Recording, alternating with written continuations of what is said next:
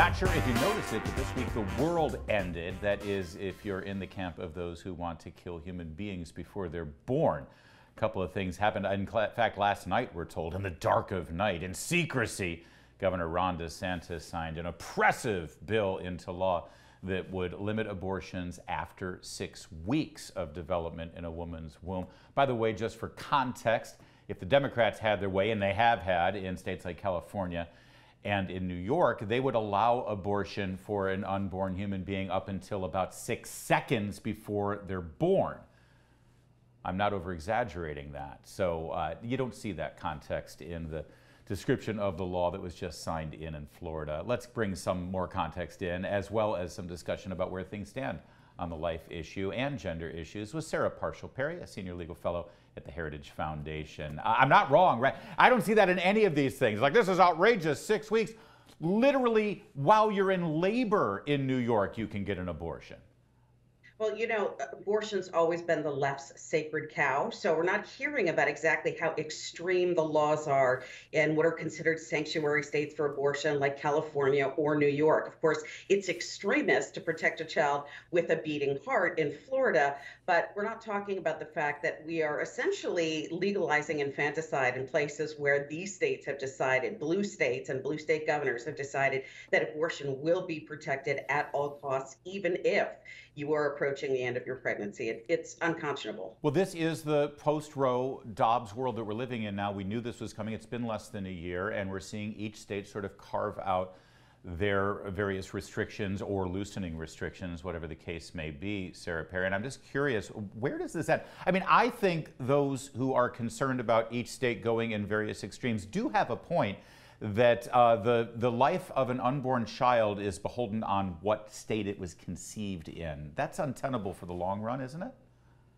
I think so, but you know, part of what the Supreme Court anticipated would be a messy outcome of a federalist form of government is a bit of a patchwork from one state to another. Now, naturally, there are federal laws that are going to govern things, for example, Hyde provisions that govern things like the ability to utilize government funds for elective abortions, or particularly the partial birth abortion ban, which the Supreme Court upheld. Those existing federal laws will remain on the books unless, of course, there's sufficient Democratic willpower in both chambers to overturn them. We hope that is not the case. But what we're seeing trickle down in the states, yes, is inconsistent one state to another. That is the way that the 10th Amendment envisions things like medical issues, medical licensing, citizen health and safety were always supposed to work. And that is something that I think, as a constitutional republic, we ought to be proud of and not critical of.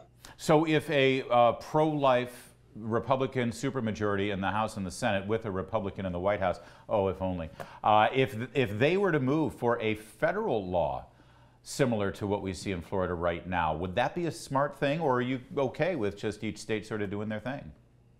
Well, there is sort of a twofold approach to this. Now, of course, the Constitution envisions that there are certain enumerated powers that Congress has. For example, the tax and spend power, the Commerce Clause, which naturally will tie up anything that implicates a device or a pill, for example, that is shipped from state to state.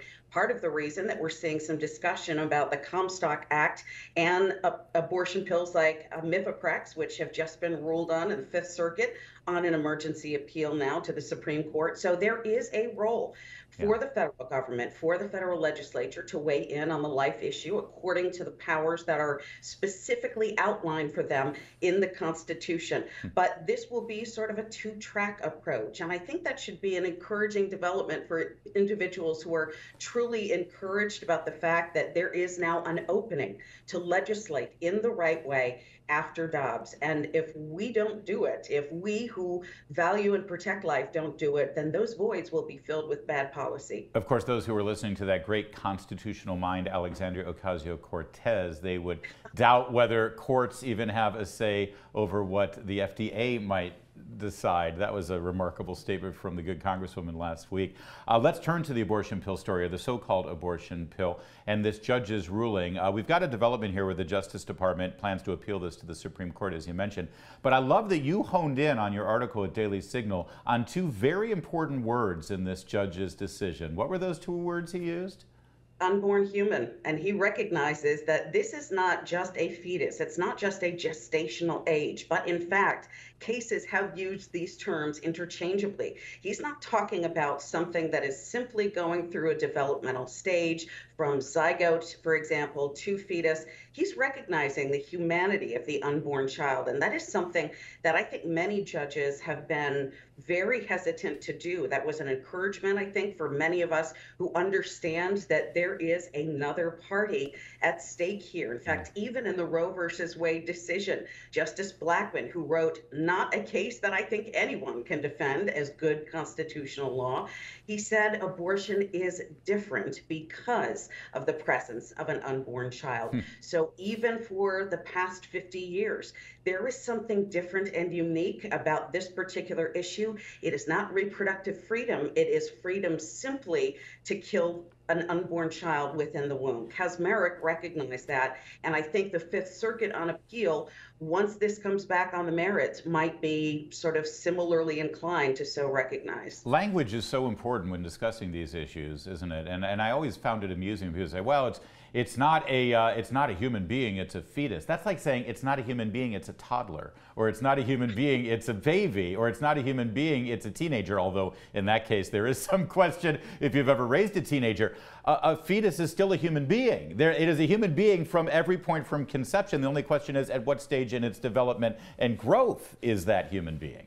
Right, right. That's exactly right. You know, no one owns language like the left. We see a lot of this in the battle for gender affirming care, talking about trans rights, healthcare rights, as if they're being denied something essential to their very existence and their very being. But we see that very much so in the life debate, recognizing the humanity of these unborn children, their beating hearts, their susceptibility to pain, their right or left hand dominance, all of which happens before 15 weeks of age. This is something that's, I think, exceptionally compelling for those of us who have always recognized the value of these unborn children and who will continue to fight on their behalf. And meanwhile, you make a great point about this Orwellian use of the word gender affirming. Only with an advanced degree from a liberal arts college in America would you think lopping off perfectly healthy breasts or penises is actually gender affirming. It's actually doing the exact opposite.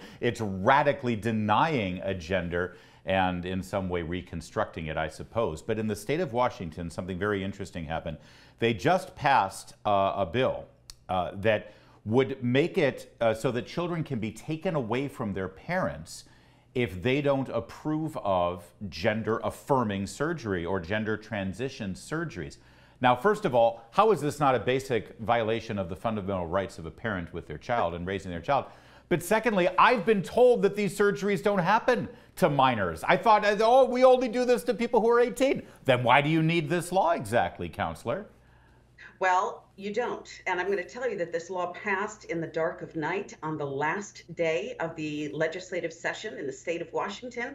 It is bound for the desk of Democratic Governor Jay Inslee, who is about as entrenched as you can get. He's been in office since 2013. So with 10 years in office, he's got very little to lose in signing this bill. So very likely this will become law, but we have to see this as a trio of laws. They already have laws in place that treat individuals who are providing religious counseling or even confessions within the Catholic Church as mandatory state reporters for children who are expressing discomfort with their gender identity. Now we're pulling into it custodial issues. Children can actually become wards of the state if they are not affirmed in their transgender identity. Listen, the courts for years have recognized that minors cannot consent to medical procedures, cannot make contracts. They are considered not to have sufficient what's called agency to enter into these binding agreements. Why? Because what we believe when we're 14 or 15 isn't necessarily what we believe when we're 21. This is a wait and see approach that has been completely turned upside down. Wow. I think Washington State is going to very quickly find a plaintiff with standing. It'll take one parent who's lost custody of one kid who has standing to bring a very, very fundamentally effective constitutional rights lawsuit. Well, the fight is on, the legal fight is on state by state, and I'm glad people like Sarah Parshall Perry is on this side of that fight, and everyone at Heritage Foundation. More to come on O'Connor Tonight.